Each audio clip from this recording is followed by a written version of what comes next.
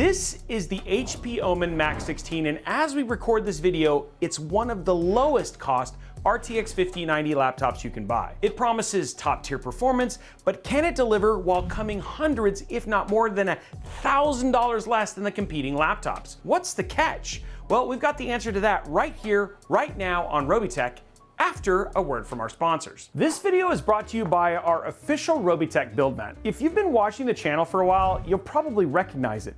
We love these things. They're super thick and durable, and they're absolutely huge in size, measuring at 5.5 millimeters thick and 24 by 48 inches wide. This one that we have right here, man, this has been in the studio for like 4 years, and it's still holding up great, no problem. We've also included all sorts of useful graphics showing different PC form factor sizes, including schematic diagrams and connectors you'll encounter probably during your PC build. Not to mention, there's plenty of open space for screw and tool organization. We designed it like this so no matter what skill level of builder you are, it could be a helpful tool for pretty much everyone. Now, you can find these build mats for sale on our Newegg store, and it's a great way to support us directly if you enjoy the content we make. Thank you so much for your support, and let's get back to the video.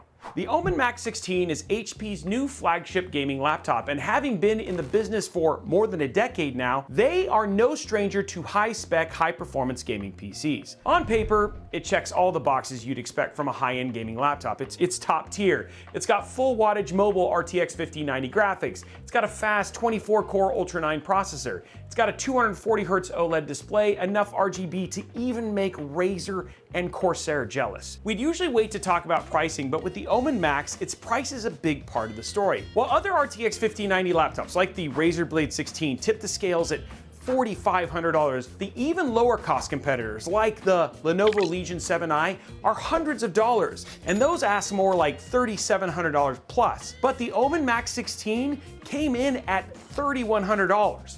Well, at least it did when we started this review, because apparently HP was running some crazy sales on this thing, including massive discount codes on social media. So we've seen it range from $3,100 to just north of $3,600, which is still well south of its original MSRP of $4,000. But anyway you slice it now, this is still one of the cheaper 5090 laptops we've seen to date, making it incredibly appealing on price alone. But are the price drops that got us to this point a bad omen?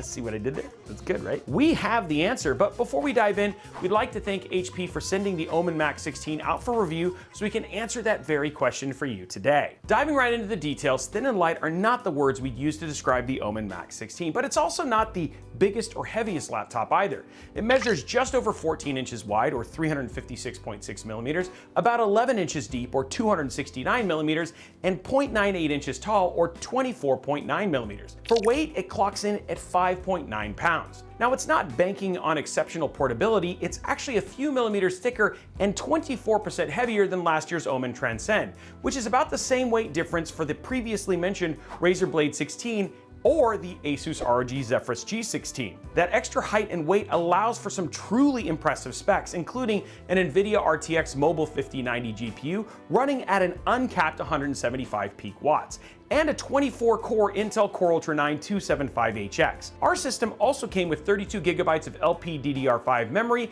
and a 2 terabyte NVMe SSD, but there are a lot of configuration options available. There are way too many to go through individually, so feel free to pause the video to check out the specifics.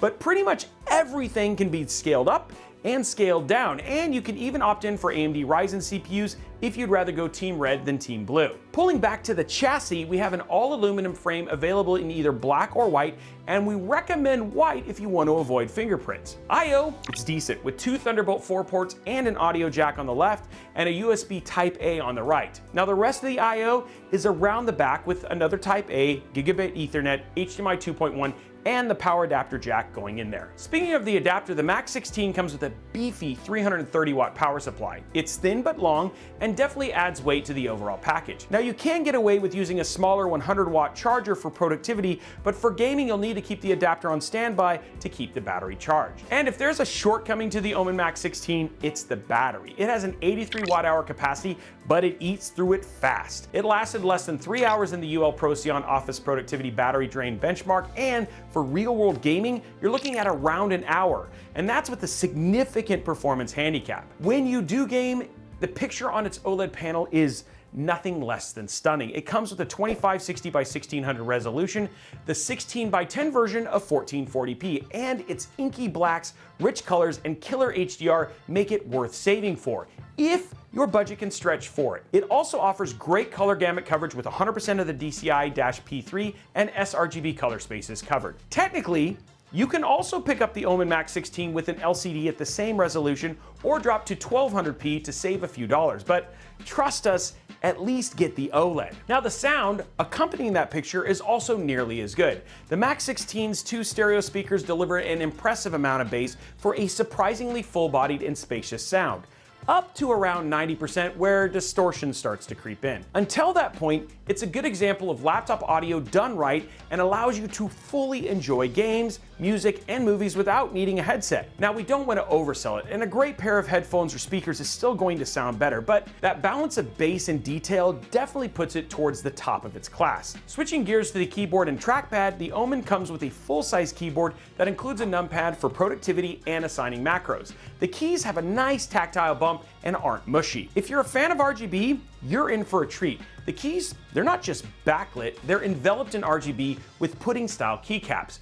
Paired with the customizable light bar along the front, there is plenty of room for customization. And as an added bonus, if you turn off that RGB, the Max 16 is sleek enough that it could blend right into the office or school setting. Now the trackpad isn't oversized or very remarkable, but it works, and it's reliable, and honestly, that's what matters. Now that you know what we're working with when it comes to hardware and features, let's get into gaming performance. Now, for reference, we'll begin with the Max 16's native 1600p resolution on its own, so no upscaling, nothing else. Then share results first with DLSS upscaling, and then we'll do upscaling plus frame generation at its highest multiplier. Starting with single player games. Black Myth Wukong, the Omen Max 16 averaged 53 FPS at native resolution. Cyberpunk 2077 on Ray Tracing Ultra averaged 43 FPS. Forza Horizon 5 reliably took the FPS trophy with an average frame rate of 162 FPS, and Indiana Jones averaged 112 FPS. Moving on to multiplayer, Marvel Rivals averaged 156 FPS, and Fortnite came in with an average of 265 FPS to max out our panel. Adding DLSS in balance mode, Black Myth Wukong jumped to an average of 74 FPS. Cyberpunk 2077 averaged 74 FPS,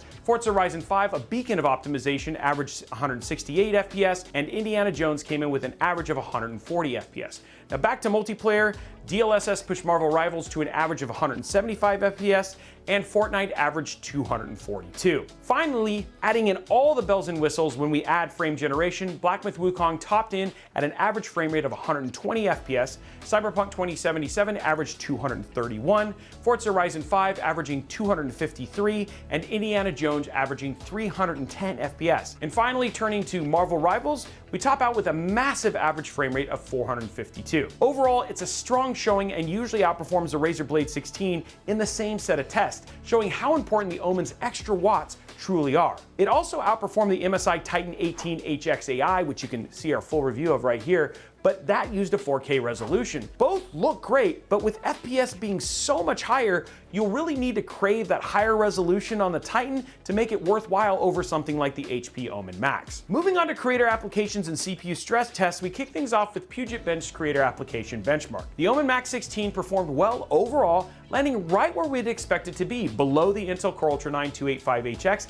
and trading blows with the AMD HX 370. In Cinebench, it's a similar story, and the Omen Max 16 offers a strong showing in both single and multi-core performance. Compared to the AMD Ryzen 9 AI HX 370 used in many gaming laptops last year, it highlights Intel's gain in multi-core performance in particular. This is an evolving story though, and with AMD's Fire Ranch chips in the wild, we expect it to change again as we continue to test more laptops. Now, big performance brings big temperatures, and if there's one area we don't want the Omen to max out, it's heat. HP makes big claims about its improved vapor chamber cooling and liquid metal thermal compound, but does it make a difference?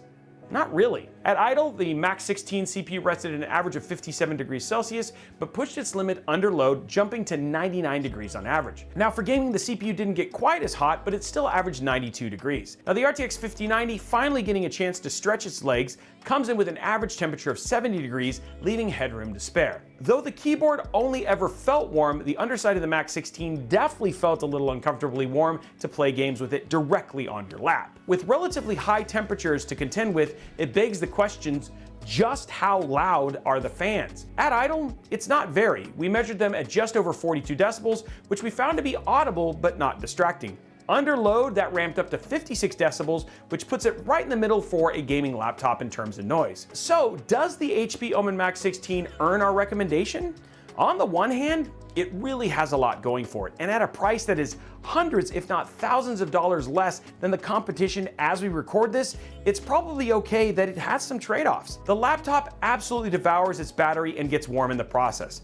You'll need to carry the power brick and maybe a pair of headphones for gaming. We also ran into the issue where if it came unplugged during sleep mode, it would wake up and perform poorly until we rebooted the system, but your mileage may vary. But on the other hand, the Omen Max 16 is trading blows with laptops that are so much more expensive, you'd usually be looking at a whole new performance tier. And when you factor in things like the OLED screen and entertainment enhancing speakers, you have a system that delivers on the fun factor. Now, if you're looking for an RTX 5090 laptop, the chances are good that you care deeply about the performance. They're also good that you've already encountered those $4,000 and $5,000 options, or even things that are more expensive. That's a lot, even for the most devout laptop gamer. Now, the HP Omen Max may not get you to the absolute pinnacle of in-game FPS, but it's close, and it'll leave you with quite a bit of leftover cash that you could buy that Nintendo Switch 2 or maybe a Steam Deck OLED, if you don't mind the trade-offs. It's a laptop we don't mind recommending. And with that, we've come to the end of this review, and that's where we land, but we want to know what you think down in the comments below.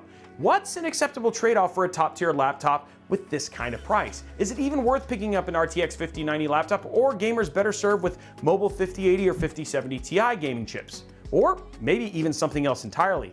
Let us know all that down below. Now, while you're down there, go ahead and slap that subscribe button, whip that like button, and ring that notification bell so you get a notification each and every time we post videos like this here at Robeytech and over at Robeytech Live. And if you want to continue the conversation, maybe ask questions or learn more, head over to our community, discord.gg/Robeytech. Amazing place to meet other tech and PC enthusiasts who love to have these conversations, and you know what, you might just make a friend. By the way, if you made it this far in this video, thank you so much for watching, and make sure you follow us on all the other socials at Robeytech absolutely everywhere. Thank you so much, and we'll see you on the next episode.